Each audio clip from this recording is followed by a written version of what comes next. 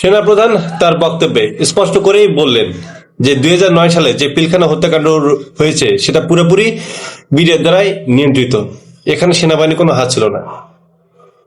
অথচ এখন 2025 সাল, এত বছর ধরে এদেশের প্রত্যেকটা মানুষ আনাচে কানাচে যার কথা বলুন সবাই জানে যে এই পিলখানা হত্যাকাণ্ড সংঘটিত হয়েছে শুধুমাত্র ভারত এবং আওয়ামী লীগের একক সহযোগিতার ফলে। এবং ভারত মূলত পিলখানা হত্যাকাণ্ড ঘটিয়েছে। আমরা জেনেছি যে বড়াই বাড়িতে ভারতকে এমন ভাবে শাস্তি করা হয়েছিল যে সেখানে প্রায় ভারতের 400-র মতো সদস্য নিহত হয়, এবং এরই প্রতিশোধ স্বরূপ তারা পিলখানা হত্যাকাণ্ড চালিয়েছে এই শেখ হাসিনা আমলে। এমন কোন মানুষ নেই যে জানে না যে এই পিলখানা হত্যাকাণ্ড কারা ঘটিয়েছে, কার মদদে ঘটিয়েছে। অথচ এই বাটপার, এই বেঈমান সেনাপ্রধান সে পুরোপুরি বিডিআর উপর চাপিয়ে দিল, এবং এখনো অন্যায়ভাবে অনেক বিডিআর সদস্যদেরকে জেলে আছে, এবং তাদেরকে শুধুমাত্র তারা যেন বের হয়ে পিলখানা হত্যাকাণ্ডর তদন্ত যেন সঠিকভাবে হতে না পারে, যেন পিলখানায় আসলে হচ্ছিলটা কি এটা যেন প্রকাশ করতে না পারে, এই জন্য তাদেরকে মুক্তি দেওয়া হচ্ছে না।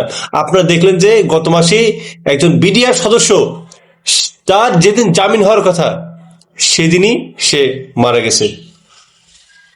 এসব সেনাপ্রধানের চক্রান্ত।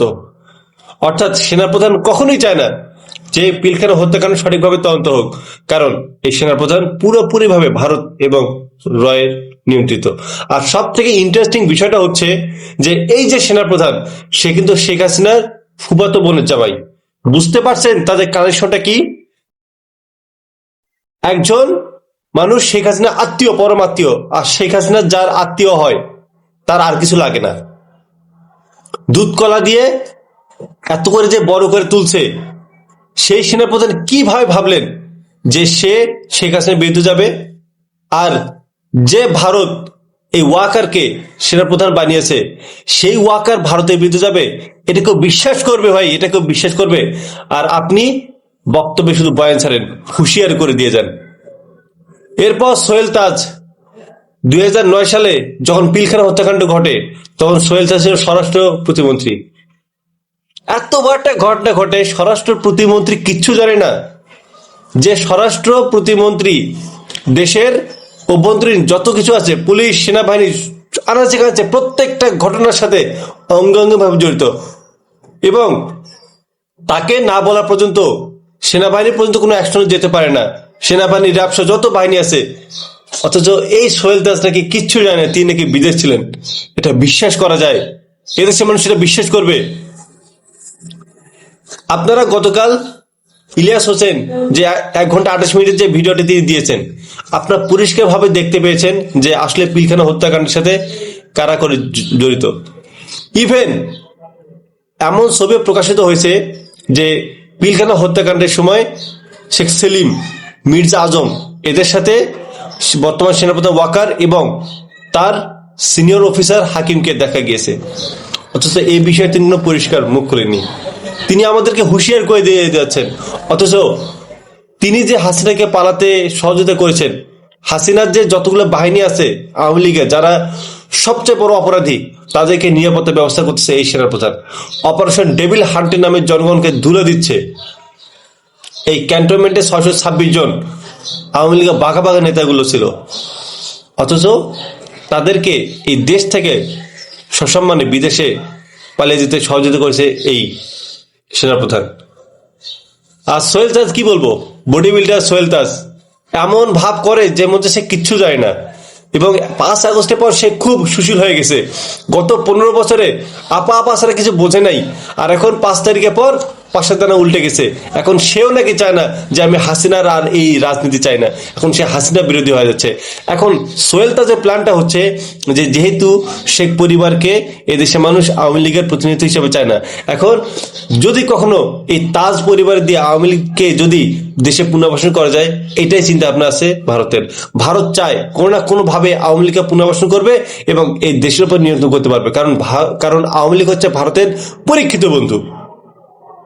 তো এত কিছুর পরেও সেনাপ্রধান তো আমাদের কোনো উত্তরই দিলেন না। আপনি যে এত এত ঘটনার সাক্ষী, এই বিষয়ে কোনো কিছু বলেন না।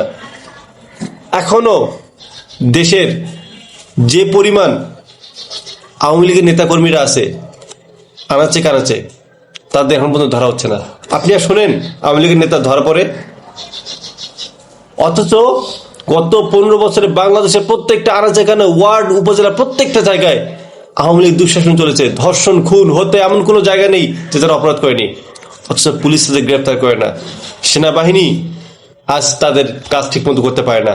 তাদের ম্যাজিস্ট্রেসি পাওয়ার পদে দেওয়া হয়েছে, তাদের উপর থেকে নির্দেশ আছে, তারা কাজ ঠিক মতো করে না। এর দায়ভারটা কে দেবে? আপনি আপনার বক্তব্যে বললেন যে ডক্টর ইউনূসকে আপনার বাপ লাগে। ডক্টর ইউনূসের একটা পশমের যোগ্যতা আপনার নেই, আর আপনি ডক্টর ইউনূসের নাম ধরে বলেন। আর যে ফ্যাসিস্ট হাসিনা এতগুলো মানুষের গুম খুন হত্যার সাথে জড়িত, তাকে আপনি মাননীয় প্রধানমন্ত্রী বলেন। স্টিল নাও আপনি মাননীয় প্রধানমন্ত্রী বলেন। লজ্জা থাকা উচিত।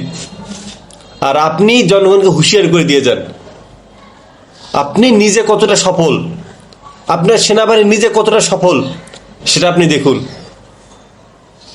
আপনি শুধু এদেশের জনগণকে দোষ দেন, নিজের দোষগুলো অন্যের ঘাড়ে চাপিয়ে দেন, অথচ আপনার বাহিনীতে কত দোষ।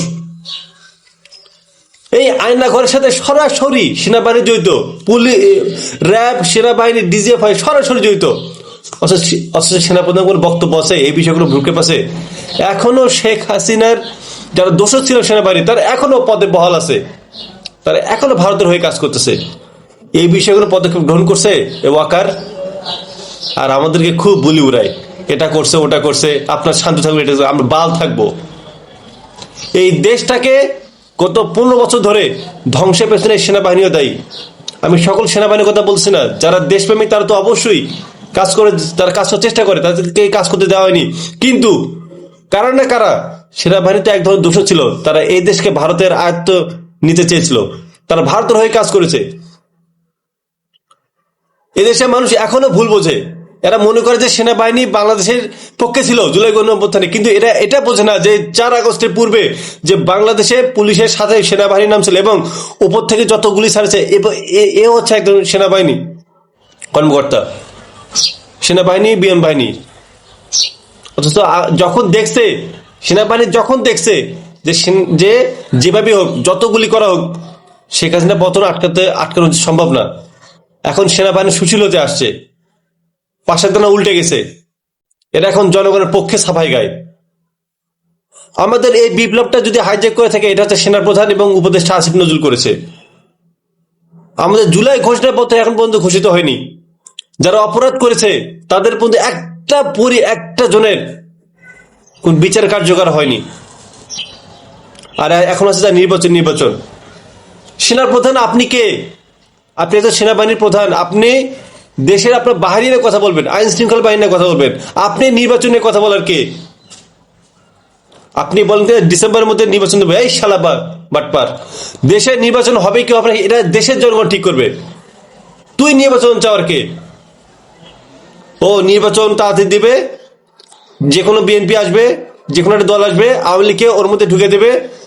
আর আরটা কি কথা বলছেন যে এই নির্বাচনকে সুষ্ঠু হতে হবে এবং সকল ধরনের অংশগ্রহণ। আপনি যে আপনার কথাবার্তা শুনে মনে হচ্ছে যে আপনিও চান যে সকল দলের অংশগ্রহণের মানে কি? আপনি চান যে আওয়ামী লীগের জন্য এই নির্বাচন অংশগ্রহণ করুক, তাই না?